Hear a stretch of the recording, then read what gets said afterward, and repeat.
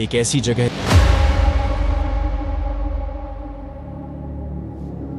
कठिन रास्तों के साथ पहाड़ों के सुंदर नजारे।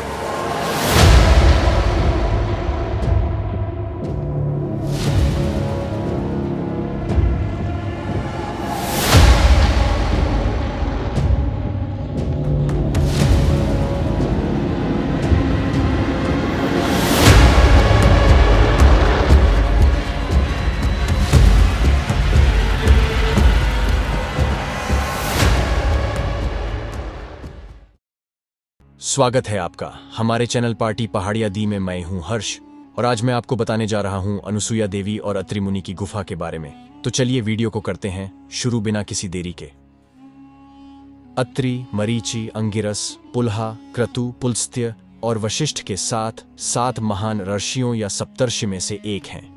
वैदिक युग की किंवदंतियों के अनुसार आर्षि अत्रि का विवाह अनुसुईया देवी से हुआ था। उनके 3 पुत्र थे, दत्तात्रेय, दुर्वासा और चंद्र। दिव्य वृतांत के अनुसार वह 7 सप्तर्षियों में से अंतिम है और माना जाता है कि उनकी उत्पत्ति जीभ से हुई है। अत्रि की पत्नी अनुसुईया थीं, जिन्हें 7 महिला पतिव्रताओं में से एक माना जाता है। जब दिव्य आवाज ने तप करने का निर्देश दिया तो अत्रि तुरंत सहमत हो गए और कठोर तप किया। उनकी भक्ति और प्रार्थना से प्रसन्न होकर हिंदू त्रिदेव अर्थात ब्रह्मा, विष्णु और शिव उनके सामने प्रकट हुए और उन्हें वरदान दिए। किंवदंती के दूसरे संस्करण में कहा गया है कि अनुसुईया ने अपनी पवित्रता की शक्तियों से तीनों देवताओं को बचाया और बदले में वे उसके बच्चों के रूप में पैदा हुए। ब्रह्मा ने चंद्र के रूप में, विष्णु ने दत्तात्रेय के रूप में और शिव ने कुछ भाग में दुर्वासा के रूप में जन्म लिया। अत्रि का उल्लेख विभिन्न शास्त्रों में मिलता है, जिनमें से सबसे उल्लेखनीय ऋग्वेद में है। वह विभिन्न युगों से भी जुड़ा हुआ है। उल्लेखनीय है रामायण के दौरान त्रेता युग में, जब उन्होंने और अनुसुईया ने राम और उनकी पत्नी सीता को सलाह दी थी। इस जोड़ी को गंगा नदी को धरती पर लाने का भी श्रेय दिया जाता है, जिसका उल्लेख शिव पुराण में मिलता है। अनुसुईया देवी को अपने पति के प्रति समर्पित दिव्य प्रेम के कारण देवी सती के रूप में भी जाना जाता था। कहा जाता है कि उन्होंने हमेशा तपस्या और भक्ति का अभ्यास किया, जिससे उन्हें चमत्कारी शक्तियां प्राप्त हुईं। उनके भक्तों द्वारा हर साल दत्तात्रेय जयंती के अवसर पर भजन, भक्ति गीत गाते हुए पूरी रात सुंदर लालटेन झुलाते हुए मनाया जाता है।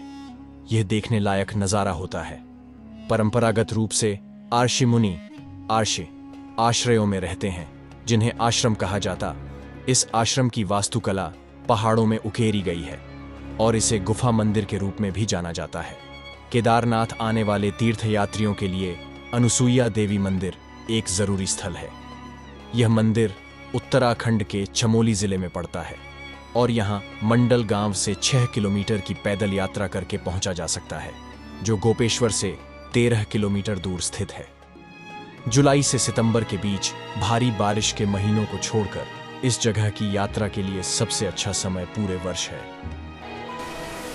ये है पीछे अत्रि मुनि फॉल और ये कितना मेस्मराइजिंग है, आपको विजुअल्स में दिख रहा होगा।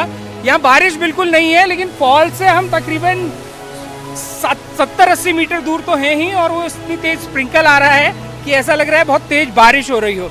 और ये मेरे ऊपर से ये रास्ता है जो चेन लगी है, उस चेन को पकड़ के और उस गुफा को क्रॉस करके फिर ये जो फॉल है इसके पीछे की पूरी परिक्रमा पूरी की जाती है।